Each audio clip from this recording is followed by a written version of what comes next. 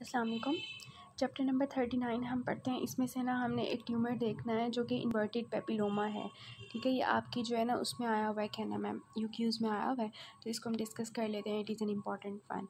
अब देखें कि इन्वर्टेड पेपिलोमा से समझने से पहले ना आपके पास एक कॉन्सेप्ट होना चाहिए कि एक्सोफिटिक ग्रोथ क्या होती है और एंडोफिटिक ग्रोथ क्या होती है ट्यूमर की। ठीक है, इसकी एग्जांपल हम एक प्लांट से लेते हैं। जैसे हमारा प्लांट होता है ना, वो नीचे से भी ग्रो कर रहा होता है और ऊपर से भी ग्रो कर रहा होता है। ठीक है, जो उसकी बाहर की तरफ ग्रोथ हो रही होती है उसको हम एक्सोफिटिक ग्रोथ कहते हैं, और जो उसकी अंदर की तरफ ग्रोथ हो रही होती है ना उसको हम एंडोफिटिक ग्रोथ कहते हैं। ठीक है, अब फ़र्ज़ कर लेते हैं कि ये हमारे पास जो ऊपर वाला इसका रीजन है ना, जो ऊपर की तरफ ग्रोथ कर रहा है, एक्सोफिटिक ग्रोथ कर रहा है, इसको हम ये कंसिडर कर लेते हैं कि ये एपिथीलियम है। ठीक है, अगर तो एपिथीलियम हमारे पास किसी ऊपर की तरफ जा रही होगी तो वो हमारे पास एक्सोफिटिक होगी, और इसको हम कंसिडर कर लेते हैं कि ये हमारा स्ट्रोमा है। ठीक है, नीचे वाला जो इसकी एंडोफिटिक ग्रोथ होती है। तो अगर इन्वर्टेड पेपिलोमा में क्या होता है, इन्वर्टेड पेपिलोमा में ये होता है कि जो आपकी एपिथीलियम वाला पार्ट होता है ना, वो आपका स्ट्रोमा के अंदर जाना शुरू हो जाता है। ठीक है, जो एपिथीलियम होती है ना वो बाहर आने की बजाय जो है ना स्ट्रोमा की तरफ ग्रो करना शुरू कर देती है। ठीक है, तो इसको हम क्या कहेंगे, एक तो हम कहेंगे एंडोफिटिक ग्रोथ। ठीक है, जो हम कॉमनली एक ट्यूमर को देते होते हैं नाम के, जो अंदर की तरफ ग्रो कर रहा होगा स्ट्रोमा की तरफ, उसको हम एंडोफिटिक ग्रोथ कहेंगे। लेकिन हम इसको इन्वर्टेड पेपिलोमा क्यों कहते हैं? तो सबसे पहले आप जब भी आप कोई चीज़ पढ़ने लगते हो ना, तो आपके जहन में सबसे पहले ये सवाल आना चाहिए कि ये क्वेश्चन आना चाहिए कि ये इसका नाम ऐसा क्यों रखा गया। ठीक है, तो फिर आपको जो है ना उसके बारे में एक मतलब कंसेप्ट पूरी ज़िंदगी के लिए रहता है। ठीक है, जब आप नाम ही भूल जाओगे ना तो फिर आप क्या याद करोगे उसका। तो इन्वर्टेड पेपिलोमा इसलिए कहा जाता है कि इन्वर्ट हो जाता है, मतलब कि उसकी जो एपिथेलियम है वो बाहर ग्रो करने की बजाय क्या होता है, अंदर की तरफ ग्रो करना शुरू हो जाता है। ठीक है, एक और पिक्चर दिखाती हूँ। जैसे ये है हमारे पास कि मोस्टली हमारे जो ट्यूमर्स होते हैं ना वो इस तरह से ग्रो कर रहे होते हैं, या वो हमारे पास एक्सोफिटिक ग्रोथ कर रहे होते हैं, अंदर की तरफ कर रहे होंगे तो वो एंडोफिटिक ग्रोथ कर रहे होंगे। ठीक है, ये स्टमक दिखाया हुआ है। स्टमक में भी ऐसे होता है, हर जगह कहीं भी हमारे कैंसर्स होते हैं तो वो मोस्टली ऐसे ही ग्रो कर रहे होते हैं। एक्सोफिटिक ग्रोथ होती है या एंडोफिटिक होती है, और दूसरी भी होती है। यहाँ पे जो हम कंसिडर कर रहे हैं वो एक्सोफिटिक और एंडोफिटिक है। तो हमारे इन्वर्टेड पेपिलोमा की ग्रोथ क्या होगी, एंडोफिटिक ग्रोथ होगी। ठीक है, तो ये आपने कॉन्सेप्ट याद रखना। So the term inverted papilloma is derived from the histological appearance. Histologically हमें क्या नज़र आ रहा होता है कि जो नियोप्लास्टिक एपिथेलियम होती है वो इन्वर्ट कर जाती है स्ट्रोमा की तरफ। ठीक है, और लीजन जो होती है वो एंडोफिटिक होती है रादर देन एक्सोफिटिक। ठीक है, तो ये आपको अब चीज़ समझ आनी चाहिए। अब ना इसका दूसरे नाम भी होते हैं इन्वर्टेड पेपिलोमा के, आपकी बुक में लिखे हुए हैं। ट्रांजिशनल सेल पेपिलोमा भी इसको हम कहते हैं, बिकॉज इसकी जो एपिथेलियम होती है ना नॉर्मली वो हमारे पास सीलिएटेड होती है, कोलमनर होती है, लेकिन वो ना हमारे पास थोड़ी सी ना ऐसे हो जाती है जैसे ब्लैडर की एपिथेलियम होती है ना ट्रांजिशनल, उस तरह की हमें नज़र आना शुरू हो जाती है। तो इस वजह से हम इसको ट्रांजिशनल सेल पेपिलोमा भी कहते हैं, रिंगर्ड्स ट्यूमर भी कहते हैं इसको। और इसके अलावा इसको जो है ना शिनेडेरियन ट्यूमर पेपिलोमा भी कहते हैं। शिनेडेरियन पेपिलोमा क्यों कहते हैं, देखें जो हमारी ये ना आपको जो फिगर दिखाई हुई है इसमें दरअसल कोई प्रोसीजर परफॉर्म किया जा रहा है, उसको आपने नहीं देखना। मुझे कोई पिक्चर इसकी अच्छी नहीं मिली थी कि मैंने आपको एक्सप्लेन करना था कि ये जो शिनेडेरियन मेम्ब्रेन होती है ये होती क्या है। ठीक है, ये हमारी मैक्सिलरी साइनस है। ठीक है, मैक्सिलरी साइनस है, और ये हमारा नेज़ल एरिया, मतलब कि हमारी नोज़ है। ठीक है, और इसका मतलब ये हुआ कि ये हमारी क्या होगी, मीडियल वॉल होगी इसकी मैक्सिलरी साइनस की, और ये लेटरल वॉल होगी। ठीक है, और ये आपको क्या नज़र आ रही है, बोन नज़र आ रही है। ठीक है, बोन नज़र आ रही है। अब ये देखें इसको बोन के अंदर ना ये पिंक सी लाइनिंग आपको नज़र आ रही है, ये एक्चुअली आपकी होती है शिनेडेरियन मेम्ब्रेन। ठीक है, ये आपकी ना हमारी जो मैक्सिलरी साइनसेस होते हैं ना, हमारे जो साइनसेस होते हैं उनको एक मेम्ब्रेन, उनकी जो बोन होती है ना मैक्सिलरी साइनसेस की, उनकी बोन को ना अंदर से एक मेम्ब्रेन कवर कर रही होती है, जिसे हम क्या कहते हैं, शिनेडेरियन मेम्ब्रेन। ठीक है, अब होता क्या है कि ये जो हमारे इन्वर्टेड पेपिलोमा होता है ना, ये इसी मेम्ब्रेन से अराइज कर रहा होता है। इस वजह से हम इसका नाम एक और रख देते हैं कि शिनेडेरियन पेपिलोमा है। ठीक है, तो इसके डिफरेंट नाम आपको समझ आने चाहिए कि हमने क्यों इसको इस तरह के नाम दिए हुए हैं। अब ये जो ट्यूमर होता है ना, ये non olfactory mucosa of the nose से अराइज करता है। ठीक है, उसका होता है। अब देखें नोज़ जो हमारा ओल्फैक्टरी म्यूकोसा होता है ना, जो रूफ ऑफ द फ्लोर में होता है, वहाँ से सारे ओल्फैक्टरी सिग्नल्स जा रहे होते हैं। तो ये जो शिनेडेरियन मेम्ब्रेन होती है ना, इसके बारे में एक बात होती है कि the lining of the nasal and sinus cavity that is sensitive to smell, मतलब ये भी सेंस कर रही होती है, लेकिन ऐसा ये सिग्नल्स ब्रेन की तरफ नहीं लेके जा रही होती। तो वो कौन सी है हमारे पास मेम्ब्रेन है, अभी हमने देखी है, दैट इज़ अ शिनेडेरियन मेम्ब्रेन। ठीक है, तो ये मैं आपको पिक्चर दिखा रही थी। यहाँ से ये ट्यूमर जो है ना इस मेम्ब्रेन से अराइज करता है, और कहाँ पे जाता है, कहाँ पे जाता है, यहाँ से अगर ये श्नीडेरियन मेम्ब्रेन से अराइज़ कर रहा है ना, तो मोस्टली ये लेटरल वॉल ऑफ नोज़ से अराइज़ करता है। मतलब ये आपकी नोज़ है ना, तो ये इसकी लेटरल वॉल है नोज़ की, तो यहाँ से ये अराइज़ करेगा और यहाँ पे जाएगा श्नीडेरियन मेम्ब्रेन से। ठीक है, तो ये आपको समझ आनी चाहिए कि मोस्ट कॉमन साइड जो होती है वो lateral wall of the nose से मिडल मेटस से ये ट्यूमर अराइज़ कर रहा होता है। ठीक है, और ये जो है ना लेस कॉमनली जो है ना ये हमारे मैक्सिलरी फ्रंटल और स्फिनॉइड साइनस को भी इन्वॉल्व कर लेता है। ठीक है, तो ये आपकी बुक में हम देख लेते हैं इसको।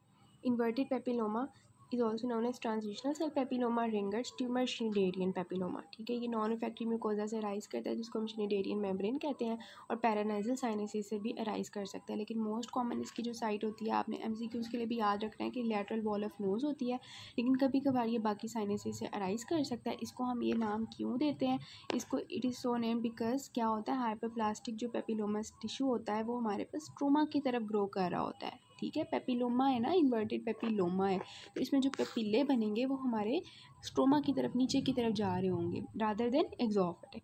उसके बाद ये बता रहे हैं कि इसमें ना हमारा human papilloma virus mostly involve हो रहा होता है, ये हमारे पास करवाता है ये वाला ट्यूमर, और ये मैन में ज़्यादा कॉमन होता है 40 to 70 ईयर्स ऑफ एज में।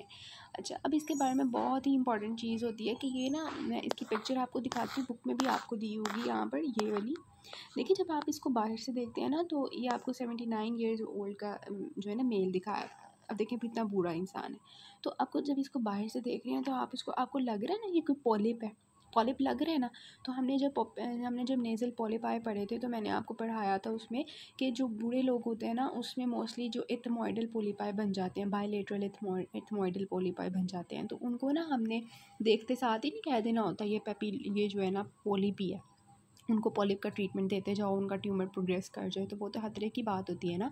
तो जो इस तरह के बूढ़े लोग हमारे पास आते हैं ना, इनको पॉलिप भी हो सकता है, इनको कैंसर भी हो सकता है, तो हमने उनकी साथ में बायोप्सी भी करवानी होती है ताकि हमें पता चल जाए कि ये वाकई पॉलिप है या कैंसर है। तो ये बाहर से हमें बिल्कुल ऐसा लग रहा होता है जैसे कोई पॉलिप है। ठीक है, तो ये बहुत इंपॉर्टेंट चीज़ होती है, और ये देखिए मैन में ज़्यादा कॉमन होता है, और मोस्टली ये वाली जो एजेस होती है ना, इस 40 to 70 वाली, मतलब बूढ़े लोगों में ये जो एजेस होती हैं इसमें ये ज़्यादा कॉमन होता है। ठीक है, ह्यूमन पेपिलोमा वायरस की वजह से होता है, ये यूनिलेटरल होता है। ठीक है, मतलब आपको नज़र आ रहा है ना, यूनिलेटरल है। और जो है ना, मतलब देखिए, अब हमने बायलेटरल एथमॉइडल पॉलिपाई पढ़े थे, अब वो मोस्टली आपके बायलेटरल होते हैं। ठीक है, तो देखें ये यूनिलेटरल है, तो इस तरह से ना, तो ये यूनिलेटरल है। ऑब्वियसली यहाँ पे इसने नाक को पूरा बंद किया हुआ है, तो नेज़ल ऑब्स्ट्रक्शन होगी, नेज़ल डिस्चार्ज भी हो रहा होगा ऑब्वियसली, और एपिस्टेक्सिस तो होगी। जब हमने एपिस्टेक्सिस देखा था, तो उसको में हमने कॉजेज़ पढ़े थे कि हमारे पास कोई भी ट्यूमर अगर हो तो उसकी वजह से क्या होता है, नोज़ में ब्लीडिंग स्टार्ट हो जाती है नोज़ से, तो ये भी हो सकता है। अब वो आगे आपको बता रहे हैं बुक पे कि ये ना हमारे साइनसिस को इन्वेड कर लेता है, मतलब कि इस तरह से साइनसिस को इन्वेड करेगा, ऊपर की तरफ जाएगा, और हमारी जो है ना आँख की तरफ ग्रोथ, मतलब आँख की तरफ जब जाएगा तो प्रोप्टोसिस करवा सकता है, ये डिप्लोपिया करवा सकता है, लेक्राइमेशन करवा सकता है। ठीक है, जब ये हमारे ऑर्बिट में चला जाएगा वहाँ से कैंसर, तो ये क्या करवाएगा, नेज़ल डिस्चार्ज करवाता है, सॉरी क्या कह रही हूँ मैं ये कह रही हूँ कि जो प्रोप्टोसिस करवाता है, मतलब कि आँख बाहर की तरफ आ जाती है, डिप्लोपिया और लेक्राइमेशन हो जाती है।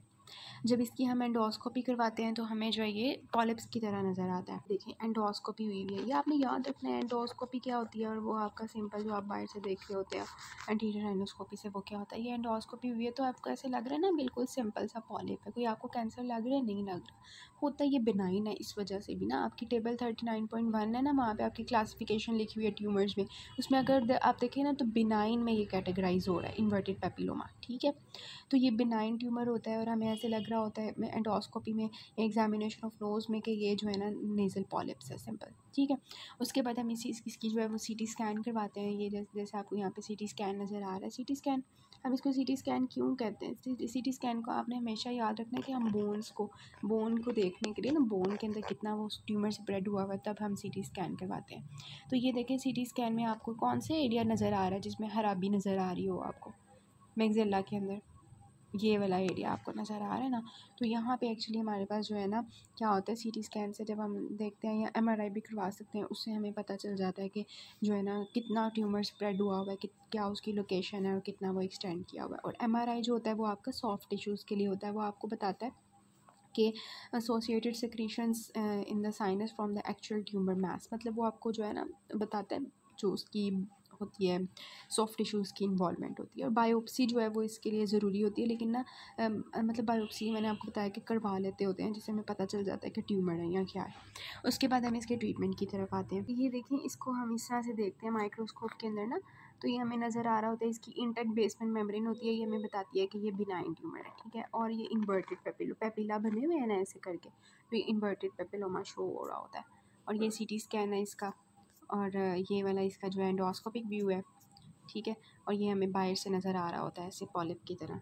आपका इसमें ना ट्रीटमेंट की तरफ आते हैं, तो आपका ना मैक्सिलेक्टमी होती है। मैक्सिलेक्टमी मतलब कि जब भी आपको मतलब आप मैक्सिला का जो एरिया होता है ना उसको रिमूव कर देते हो, पूरे को पूरे मैक्सिलरी साइनस को आप रिमूव कर देते हो, ठीक है।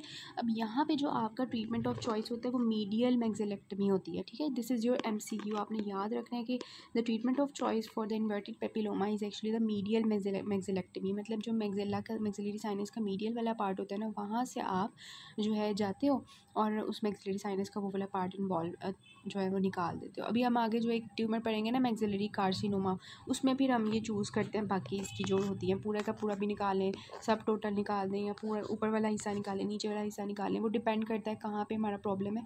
लेकिन आपने जो याद रखना है, इन्वर्टेड पेपिलोमा में treatment of choice that is the medial maxillectomy. मतलब ये वाला जो एरिया होगा मीडियल वाला, वो आपने निकाल देना होता है सारा, ठीक है। ये वाला होता है मीडियल मैक्सिलेक्टमी, मतलब ये जो मीडियल वाला पार्ट होगा ना अलॉन्ग विद द नोज़, इस तरह से। अब ये देखें, इसमें ना हम 2 अप्रोचेज़ कर सकते हैं। एक ये अप्रोच हो सकती है कि हम जो है ना इस तरह ज़ुबान, ये जो लिप होता है हमारा, उसको ऊपर की तरफ उठाएं और वहाँ से सब लेबियल जो है ना डीग्लबिंग अप्रोच जिसे हम कहते हैं, इसके थ्रू भी हम जा सकते हैं मैक्सिला में और मीडियल मैक्सिलेक्टमी कर सकते हैं। दूसरा हमारा ये हो सकता है कि हम लेटरल राइनोटमी कर दें, ठीक है। ये इधर से लैटरल वॉल ऑफ नोज़ को ना एक्सरसाइज करके यहाँ से मीडियल मैक्सिलेक्टमी सारी कर दें, ठीक है। अच्छा, ये ना हमने एक और केस में भी देखा था, जब हमने वो निकालने थे अंदर राइनोलिथ फॉर्मेशन, उसमें एंड में हमारा जो होता था, अगर हमारे स्टोन नहीं बाहर निकल रहे तो हम ये वाला प्रोसीजर परफॉर्म करते थे।